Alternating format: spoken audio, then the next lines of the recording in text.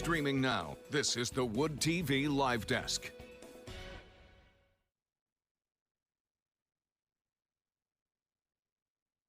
Wood TV Live Desk. Hope you're having a great day so far. Food Network's Outrageous Pumpkins just wrapped up on Sunday. The series pits 8 competitors against each other to see who can best carve a pumpkin, and a series of challenges. One of season 4's artists was an alum of the Kendall College of Art and Design, and in Rebecca DeGroot, who now joins us on the live desk to talk about her experience and give us a couple of tips. It is National Pumpkin Day after all. Rebecca, thank you so much for coming on. We really do appreciate it.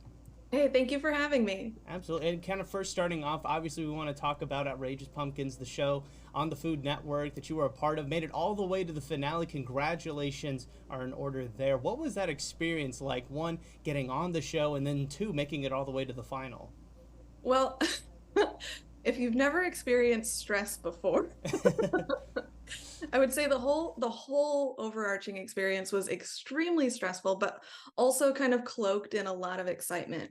Getting on the show, I was kind of wondering, like, why me, honestly? Because I'm going up against like nationally known pumpkin carvers and chainsaw carvers and people who do this for a living. And then there's just me. And then the whole process in general was just constantly stressful, but really exciting. And I really like a challenge, and that's definitely what it was. Absolutely. And you mentioned that you were going up against some nationally known pumpkin carvers. Were you at all surprised that you made it that far? Or did you kind of know going into the competition that, all right, I've got some skills, I can hang with them?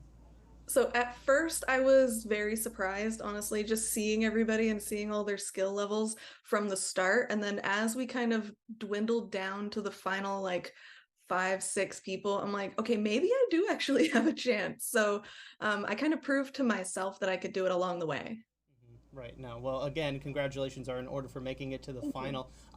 Obviously, your background is art. You went to Kendall College, of course. How exactly did pumpkin carving get put into the mix, though? So it never really was. I actually carved my first pumpkin while I was attending Kendall College of Art and Design. And then I carved one more after that before they reached out to me. And I think it was because my experience and my kind of slight notoriety in wood carving that got me noticed. So it wasn't even pumpkin carving that had them reach out to me. Right. And, after the show, obviously, you are now back in Texas. What is sort of your goal now as far as your artistic lane? What are you trying to hope to do now that you've gotten this experience on the Food Network? So I would like to carve more pumpkins. We're having a Halloween event at my work this weekend, and so I'm going to hopefully be carving some pumpkins to prepare for that, for all the people that are going to be passing through, and kind of show off a little bit if I can find the time. But really, like, there's pumpkin carving competitions all over the place. I'd like to try to enter one of them, at least just to see how well I do, and I mean, hopefully do well. I don't know.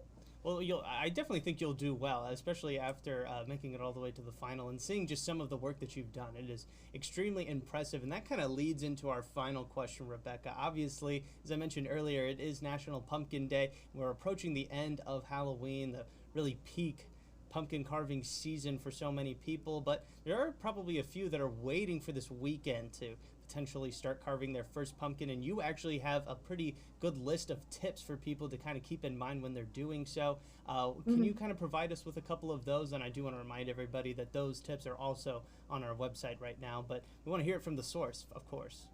Yeah, for sure.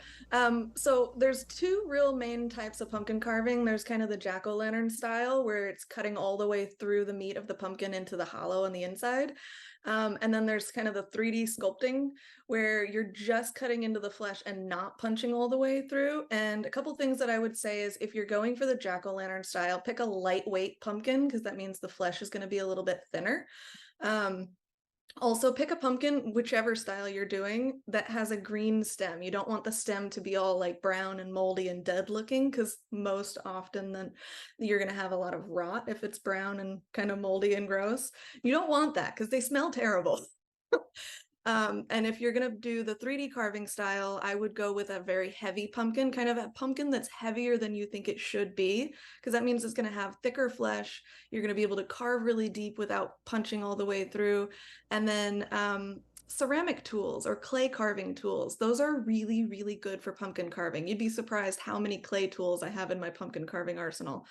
But other than that, just have fun and experiment, and don't be afraid to try something new and exciting and make it weird. Right, absolutely. All fantastic tips. Rebecca, thank you so much for stopping by. I do want to remind Yeah. everybody watching that if you would like to learn a little bit more about Rebecca, especially her time over on Outrageous Pumpkins as part of that Food Network series, you can definitely check out our full story right now. It is available to you on our website, woodtv.com. Rebecca, thank you so much for stopping by on the live desk today. And once again, congratulations. Thank you. Absolutely. And I want to thank everybody else for tuning into this latest edition of the Wood TV Live Desk. I'm Phil Penarski, and we hope you have a great rest of your day.